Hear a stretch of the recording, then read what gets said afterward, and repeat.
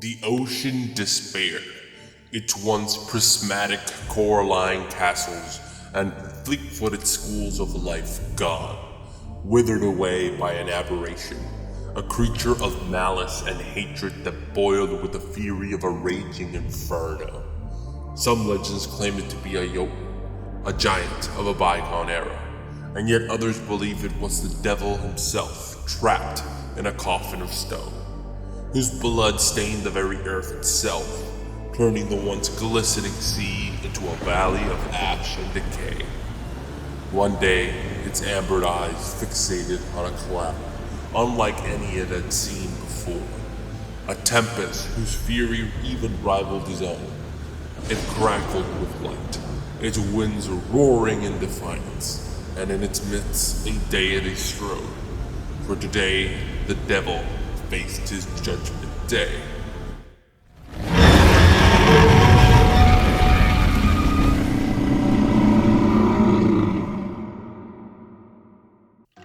From Rajang vs. Double Joe to Nergigante vs. Malzeno, the Monster Hunter community, to the chagrin of many Redditors, loves versus debates.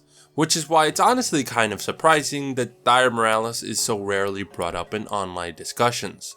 If I had to give a reason as to why, my best guess would be that due to his missing status since 3rd gen, many new gen fans aren't aware of the truly one-of-a-kind powerhouse of a monster.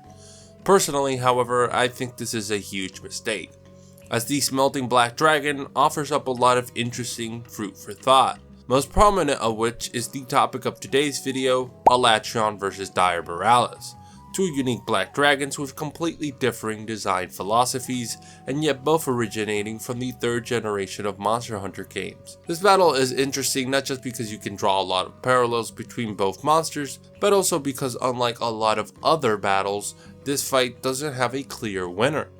So join me as I endeavor to find out who truly is the strongest devil of 3rd gen. Whenever pondering a versus debate, it's always important to start off with some classic power scaling. Since this is an in-universe debate, stuff like calcs has little to no bearing on the matchup, as you could always just argue that the opponent upscales whatever calc you put forward. What actually matters is what the text of the setting in question tells us. In this regard, there's little in the way to suggest that these two are that wildly apart in terms of power. For one, thanks to Principles of Creativity 2, we know for a fact that these two are considered forbidden monsters. And also, thanks to Monster Hunter Wilds, we also know that forbidden monsters are considered a threat level in universe, meaning at least according to the guild, these two would be viewed as equals. On top of that, both have multiple statements that support the fact that they scale to the OG Black Dragon himself, Fatalis. Statements I go over in greater detail in their own respective videos. Really, the only thing I can see being argued is that Alatreon is regarded as the strongest Elder Dragon by the people of the Monster Hunter world. The only issue with this line of reasoning is that it's unclear how aware the public are of Miralis' existence. For one, Miralis is nowhere to be found in the Hunter's Encyclopedia 4th edition. This is an in-universe document that covers the known ecologies of monsters all the way from 3U to 4. The fact that he isn't, but the legends regarding him are, suggests to me a similar cover-up to Alatreon's records. At least that was my opinion until Eric said this. Could cause a color change, although that wouldn't explain a red this bright. If I were really reaching, I could cite reports of monsters that cause the sea to appear red. Now, if somebody as low ranking in the guild as Eric has access to Miralis' records, then can we truly say he's been covered up? Then again, Alatreon's records weren't completely erased considering the 3rd Fleet Master was aware of the encounter in the Sacred Land. And there's also the fact that after the events of Iceborne, the guild has seemingly eased up on their suppression of knowledge of the forbidden monsters, with even somebody like Alma being able to remark about the similarities between Zoshia and Fatalis, which is likely due to the fact that both Alatreon and the Wyvern of Destiny now have official records in the completed work series of books, the spiritual successors of the Hunter's Encyclopedia books. Despite that, these are all questions that will likely remain unanswered until Miralis' inevitable return Thus, while I do think there's a potential argument to be made that Alatreon has the better in-game statements, it's an argument that stands on very shaky ground, and certainly not conclusive. Since we can't draw a satisfying answer from inverse scaling, let's move on to the matchup itself, and how each monster's respective ecologies compare and contrast to one another. When two opponents in a versus debate are close in strength, the winner of the match is decided by who has the easier win condition, begging the question of what are Miralis' and Alatreon's win conditions. Well, starting off with Alatreon's, his is one of attrition and tactical use of his active states. When confronting an opponent of the caliber of Dire Miralis, Alatreon should undoubtedly approach with caution. An interesting thing to note is that Alatreon actually has far more control over which active state he'll start off in than I think most people realize. If you were to ask, say, a random Monster Hunter player how Alatreon switches between ice and fire active states, I bet they would say something to the effect of Alatreon needs to go through Dragon active and then Eschaton before it can switch. And indeed, that's how it works in game. But that's a fucking lie. As the very first thing we see Alatreon do in Iceborne is switch freely between ice and fire active. The reason why he doesn't do this in game is because canonically you break off his horns, disrupting his control over the elements. And also because the audio of an Alatreon fight where he can freely switch between fire and ice active states would sound a little something like this. Give me. Say that shit. You fucking the shit out of me. You fucking the shit out of me.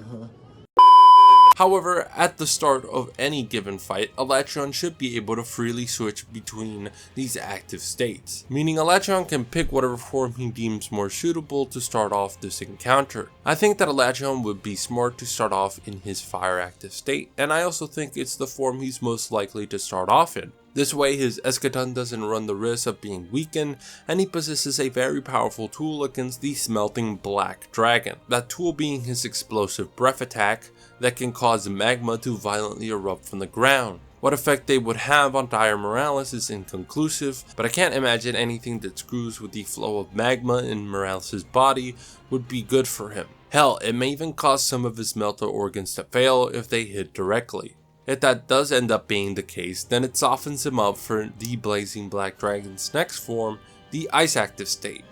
In this state, Alatreon's entire arsenal becomes a dangerous tool against Miralis. His ice breath could lower Dire's internal body temperature enough to cause some real issues. Despite Miralis' furnace-like circulatory system preventing him from succumbing to the most severe of side effects such as frostbite, the Smelting Black Dragon still needs to be cautious of the fact that Alatreon's icy breath absorbs enough heat to seriously lower the temperature of the gushing magma, as Alatreon directly upscales the splendiferous Silver Sovereign, Volcana, who, if you weren't aware, coats herself in a sheet of volcanic glass of her own making, as the Ice Dragon is known for supercooling magma and later enveloping herself in it. Already far more viscous than other liquids, a colder magma flow would severely affect Miralis' entire fighting strategy, forcing the Elder Dragon to expend more energy than usual to reheat its gushing magma. Then you have Alatreon's icicles that could prove to be useful, especially if they form near joints or soft tissue, anywhere that would cause the already lumbering Miralis mobility issues.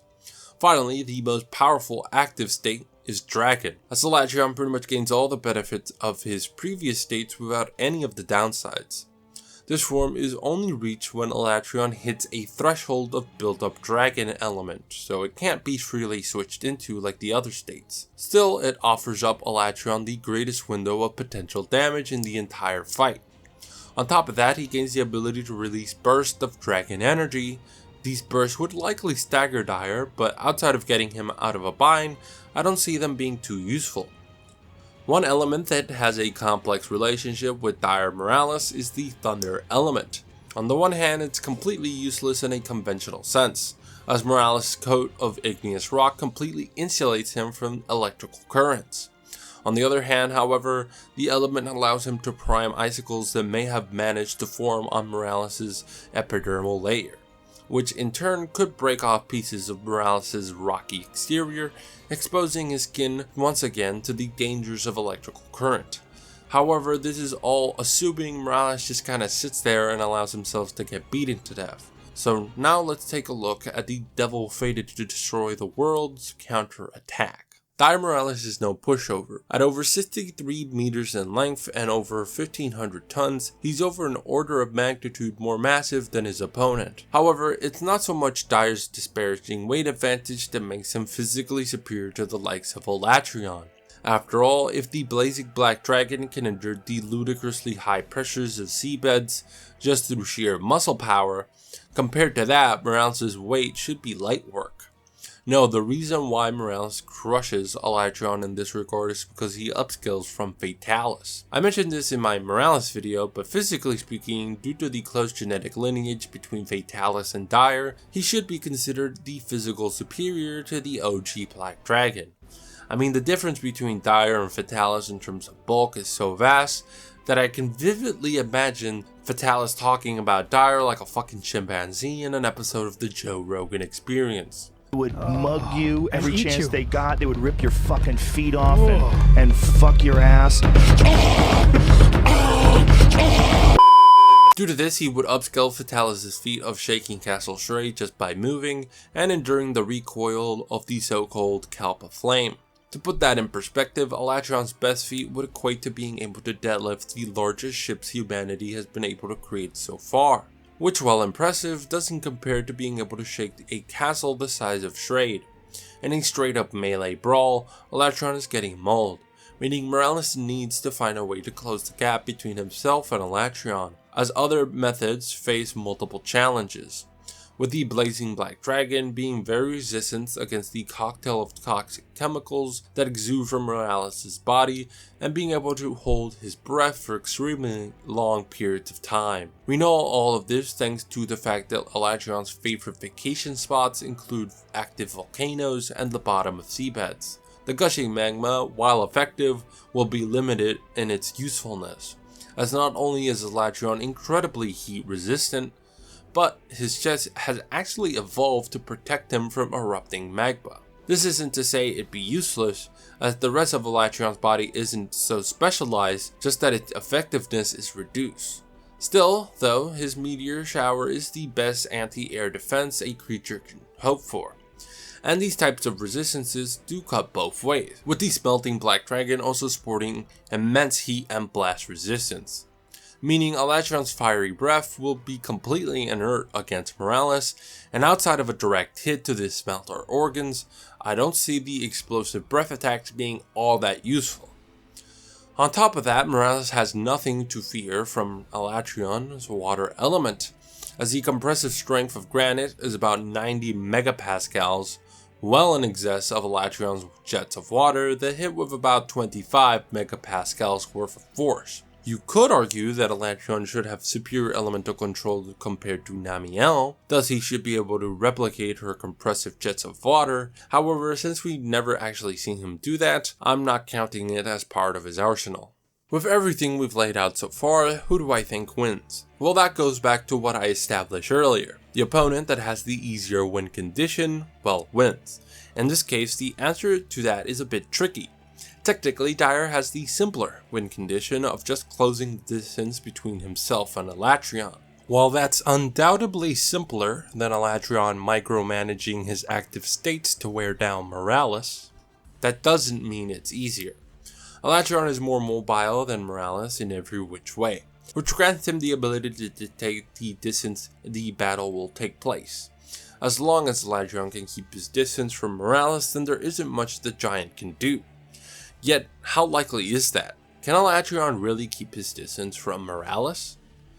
Well, in my opinion, yeah. The reason is simple really. I lied to you. Well, kind of. See, the real question is, can Alatreon keep his distance from Miralis for like the first 15 minutes of the fight?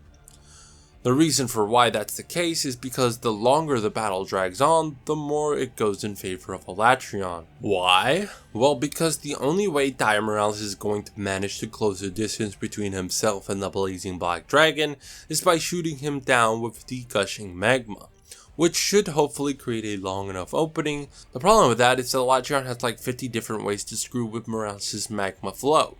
either through cooling it or causing it to prematurely erupt. Miralis has very limited ways to fight against this, and once its smelter organs start shutting down, it's pretty much over.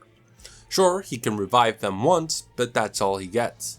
Once they're out, there's no way for him to effectively fight back against Alatreon, meaning Miralis is fighting against the ticking clock, and that's before we factor in the effects of Eschaton Judgment on the fight. Now, I have left Eschaton Judgment out of discussion for most of the fight because it's clear the only reason Miralis doesn't have his own equivalent move is because he hasn't been ported over to newer titles. Yet, meta reasons aside, that still leaves us with the glaring issue of the Eschaton Judgment.